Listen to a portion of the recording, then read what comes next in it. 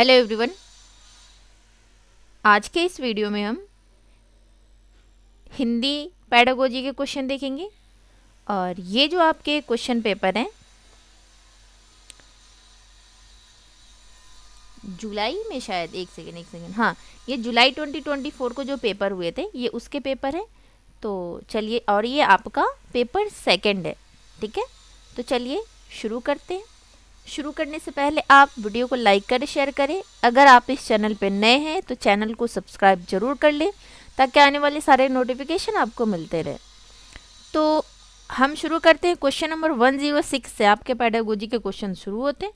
तो question number first कहता है आपका, अध्यापकों, शिक्षार्थियों और सामग्री पर टेस्ट एवं आकलन का प्रभाव क्या कहलाता है? विधि प्रभाव, भाषा परीक्षण का प्रभाव, कक्षाई प्रभाव या पुनर्बलन प्रभाव? इसका जो सही आंसर होगा option number second is the right answer, भाषा परीक्षण का प्रभाव। क्वेश्चन नंबर सेकंड देखते हैं, मतलब 107 देखते हैं। ये कहता है, विद्यालयों को योगात्मक द्विभाषावाद का अनुसरण करना चाहिए क्यों करना चाहिए? क्योंकि यह बच्चों को संस्कृति और भाषा का महत्व देता है। क्या ये बात सही है? अंग्रेजी शिक्षण को द्वितीय भाषा के रूप में महत्व देता है? नहीं, इसकी बात तो नहीं हो रही है। से थर्ड कहता है, बच्चे की भाषा को तो समुन्नत करता है परंतु उसकी संस्कृति को नहीं, प्रथम भाषा के विकास में अवरोध पैदा करता है। तो बताएं इसका सही आंसर क्या होगा? तो आपका जो फोर्थ कह रहा है प्रथम भाषा के विकास में अवरोध पैदा करता है, ऐसा नहीं है, तो आपका फोर्थ तो नहीं होगा।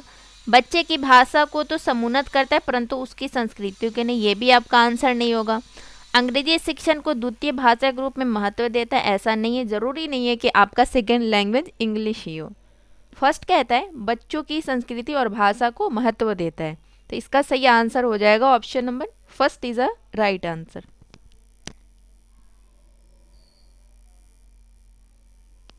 क्वेश्चन नंबर 108 कहता है, भाषागत कार्य जैसे स्वर शैली, तान, बलाघात और लय को क्या कहा जाएगा? काव्य, छंदशास्त्र, ध्वन्यात्मकता, प्रशासनिक अध्यादेश, प्रेग्मेटिक? तो इसका सही आंसर हो जाएगा option number second is the right answer, छंदशास्त्र। क्वेश्चन नंबर 109 कहता है, भारत में भाषाओं के बारे में कौन सा कथन सही नहीं है? जो सही नहीं है वही बताना है क्योंकि पूछा ही गलत है। जो गलत है वही सही है क्योंकि पूछा ही गलत है। आपसे क्या पूछ रहा है? नहीं।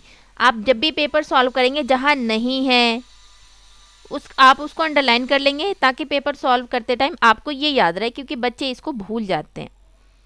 तो फर्स्ट कहता है, भारत के संविधान के अनुसार अंग्रेजी सहराजकीय भाषा है। क्या ये बात सही है? सेकंड कहता है, भारत के संविधान के 8वीं अनुसूची के अनुसार 22 भाषाएं हैं। आपका फर्स्ट भी सही है, सेकंड भी सही है। थर्ड कहता है, संस्कृत आधुनिक भारतीय भाषा है। हिंदी भारतीय उपमहाद्वीप की लोक भाषा लिंग्वा फ्रांका है। तो इसका जो सही आंसर हो जाएगा आपका फर्स्ट, सेकेंड और फोर्थ सही है। जो गलत है वो है आपका ऑप्शन नंबर थर्ड। जो गलत है वही सही है क्योंकि पूछा ही गलत है।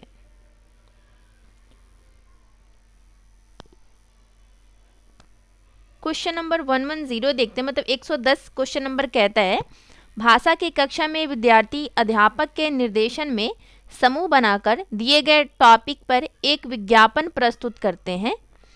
इस तरीके से भाषा सीखना क्या कहलाता है? सहयोगात्मक अधिगम, प्रतियोगिता और प्रतिद्वंद्विता, भाषाई खेल या निर्देशन और परामर्श? तो इसका सही आंसर हो जाएगा option number first is a right answer, सहयोगात्मक अधिगम। क्वेश्चन नंबर 111 कहता है, 111 कहता है, एक अध्यापक ने बच्चों को रेस्टोरेंट से जुड़ी शब्द संपदा से परिचित कराने वाला काम दिया। इस पाठ का क्या उद्देश्य होना चाहिए? फर्स्ट कहता है, बच्चों को कोश विषयक सामग्री से परिचित करवाना। क्या ये बात सही है? व्याकरणिक सामग्री से नहीं, यहाँ व्याकरण की तो बात ही नहीं हो रही है। थर्ड कहता है अवकाश के दौरान कहीं जाने से संबंधित पाठ्य सामग्री से परिचित करवाना। फोर्थ कहता है समालोचनात्मक चिंतन विकसित करना। तो इसका जो सही आंसर हो जाएगा option number first is a right answer, शिक्षार्थियों को कोश विषयक सामग्री से परिचित करवाना। क्वेश्चन नंबर 112 कहता है अधिगम का कौन सा मत इस बात में विश्वास रखता है कि मौखिक या अमौखिक भाषा आदत निर्माण की प्रक्रिया के माध्यम से आती है। फर्स्ट कहता है उपयोगितावादी, व्यवहारवादी, संज्ञानात्मकवादी, अंतःक्रियात्मकवादी।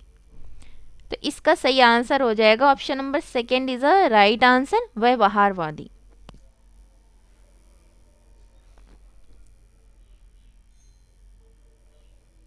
क्वेश्चन नंबर 113 कहता है किसी भी कहानी का समय और स्थान क्या कहलाता है। मतलब किसी भी स्टोरी का टाइम और वो स्थान क्या कहलाता है। थीम कहलाता है, सेटिंग कहलाता है, कथांक कहलाता है, प्लॉट या क्लाइमेक्स। तो इसका जो सही आंसर हो जाएगा क्लाइमेक्स तो नहीं होगा, थीम भी नहीं होगा, या तो फर्स्ट सेकंड होगा या थर्ड होगा। तो इसका सही आंसर हो जाएगा option number second is a right answer, इसे सेटिंग कहते हैं। क्वेश्चन नंबर 114 कहता है भाषा की कक्षा में एक टीचर ने बच्चों के एक समूह को ग्राहक, प्रॉपर्टी डीलर, मकान मालिक और किराएदार का अभिनय करने के लिए कहा और शेष विद्यार्थी से कहा कि इस अभिनय को देखें और वार्तालाप का आनंद लें। इस गतिविधि को क्या कहा जाएगा। रोल प्ले, ड्रामा, अभिनय की कक्षा या निर्देशन। तो इसका सही आंसर हो जाएगा option number first is a right answer, role play. Question number 115 कहता है क्लास 5 की भाषा अध्यापक अपनी क्लास में भाषा शिक्षण के लिए प्रतिदिन अनेक प्रकार की सामग्री जैसे कि समाचार पत्र, भोजन तालिका और रेल यात्रा के टिकट आदि लाती है। यह अधिगम के लिए क्या कर रही है। तो फर्स्ट कहता है वह अधिगम को और अधिक वास्तविक तथा उपयोगी बनाने के लिए प्रामाणिक सामग्री का प्रयोग कर रही है। वह अपने विद्यार्थियों को बहुविध भाषाएं सिखाने में मदद कर रही है। यहाँ भाषा सीखने की बात नहीं हो रही है। वह चाहती है कि उसके बच्चे जीवन की वास्तविक स्थितियों से अंग्रेजी सीखें। या अंग्रेजी की भी बात नहीं हो रही है। या विद्यार्थियों में जागरूकता लाना चाहती है। तो इसका जो सही आंसर हो जाएगा option number first is a right answer. वह अधिगम को मतलब लर्निंग को और अधिक वास्तविक तथा उपयोगी बनाने के लिए प्रामाणिक सामग्री का प्रयोग कर रही है।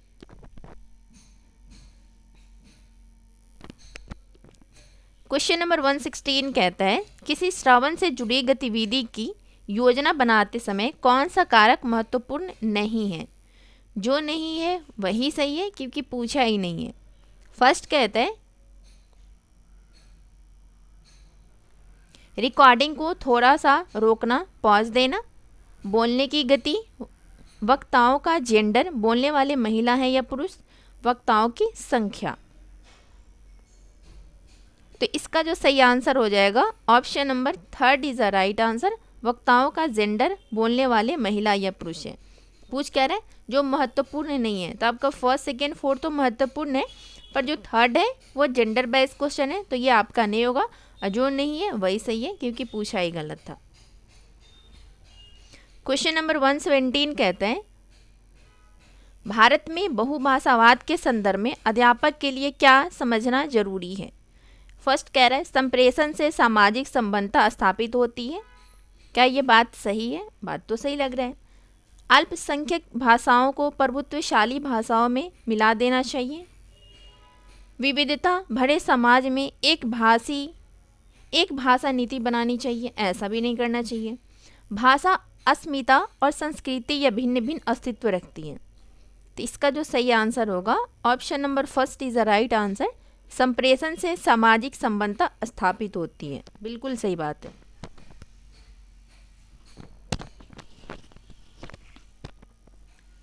क्वेश्चन नंबर 118 कहता है भाषा का कौन सा कौशल ग्रह कौशल है। श्रवण और बोलना, बोलना और लेखन, पठन और लेखन, श्रवण और पठन। जो ग्रहण कर रहे हैं हम।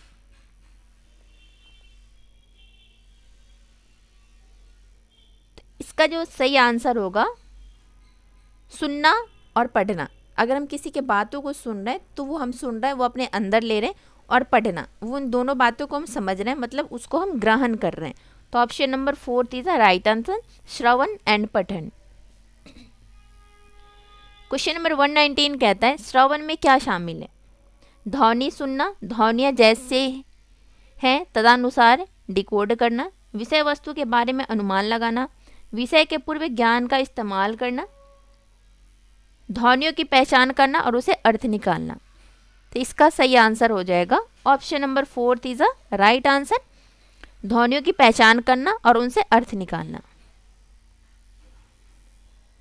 क्वेश्चन नंबर 120 कहते हैं कॉलम ए में भाषा शिक्षण विधियां हैं और कॉलम बी में उनकी समझ या संबंधित गतिविधियां हैं, उनको आपको मिलान करना है। ये कॉलम फर्स्ट है, कॉलम सेकेंड है, आपको मैच करना है। संप्रेषणात्मक भाषा शिक्षण, प्रत्यक्ष विधि, व्याकरण अनुवाद, वेस्ट की नवीन विधि, सामाजिक रूप से स्वीकृति और संदर्भ के रूप में भाषा, मौन पठन, लिखित साहित्यिक सामग्री, व्याकरण को आगमनात्मक तरीकों से पढ़ाना। तो इसका जो सही आंसर हो जाएगा संप्रेषणात्मक भाषा शिक्षण का हो जाएगा, एक आपका फर्स्ट होगा सामाजिक रूप से स्वीकृति और संदर्भ के रूप में भाषा। प्रत्यक्ष विधि का हो जाएगा आपका व्याकरण को आगमनात्मक तरीके से पढ़ाना। व्याकरण अनुवाद का हो जाएगा लिखित साहित्यिक सामग्री, और आपका वेस्ट की नवीन जो विधि है वो हो जाएगा आपका मौन पठन। मतलब ए का फर्स्ट, बी का 4 किस ऑप्शन में है? तो ऑप्शन नंबर एक ही है जिसमें ए का फर्स्ट है, first is a right answer.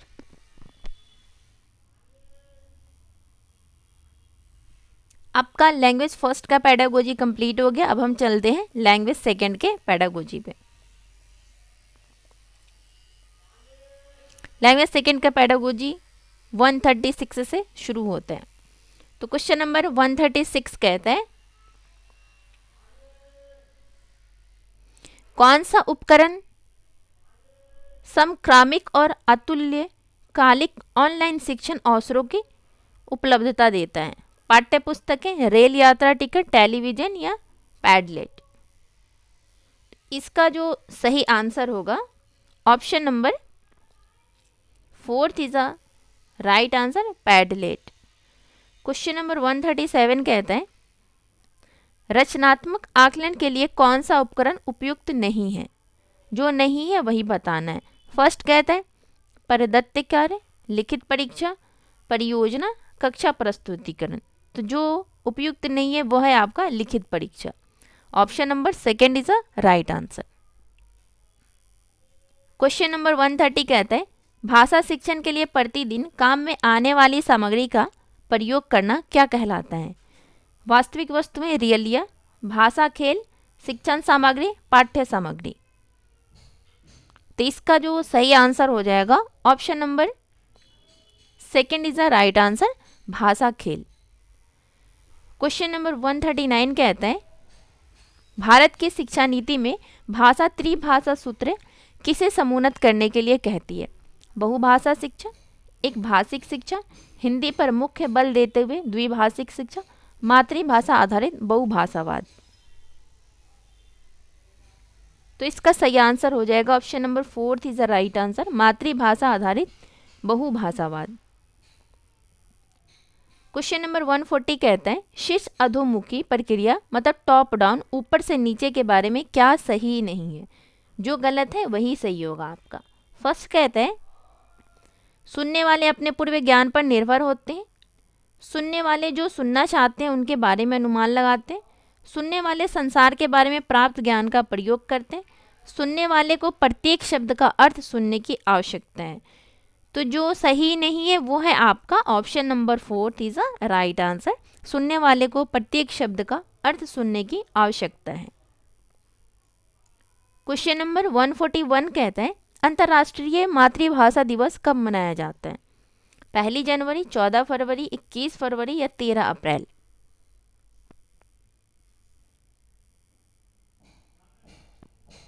तो इसका सही आंसर हो जाएगा option number third is a right answer, 21 फरवरी।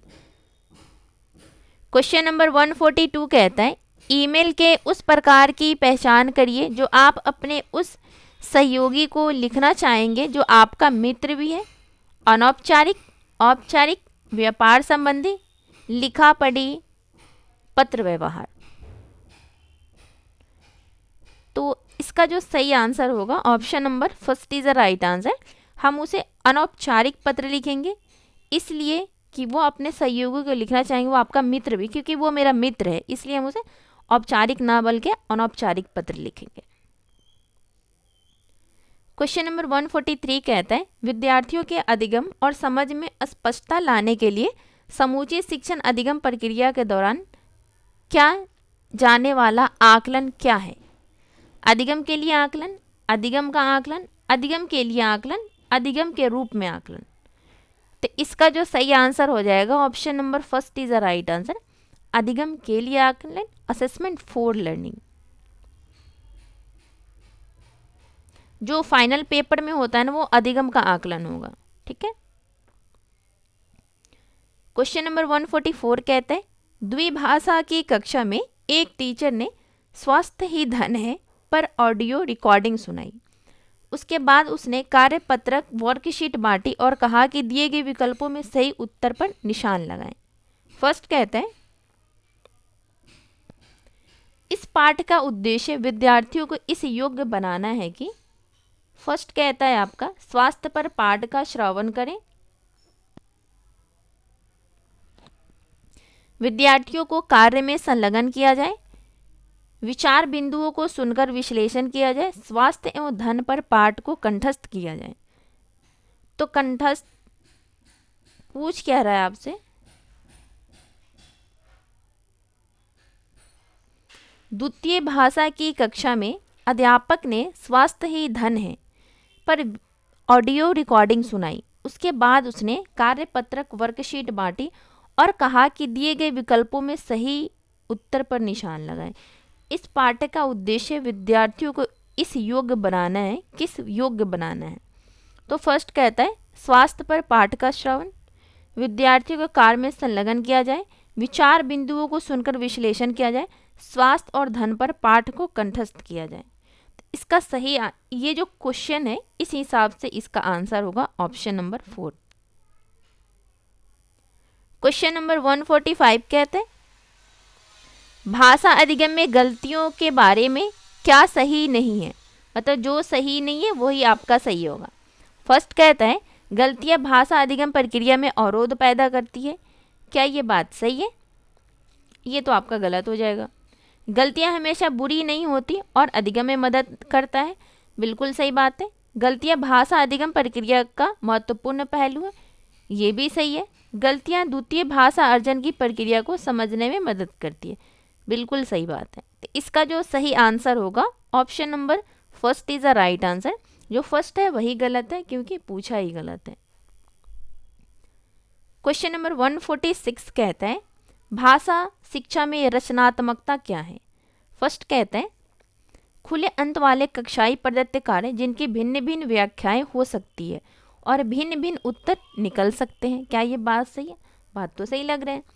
किसी अवधारणा के प्रति समझ बनाने के लिए विभिन्न विषयों से प्राप्त तत्वों को मिलाना, शिक्षण की नवीन विधियों का प्रयोग करते हुए कक्षाई गतिविधि, संप्रेषणात्मक भाषा शिक्षण का प्रयोग करते हुए कक्षा सामग्री।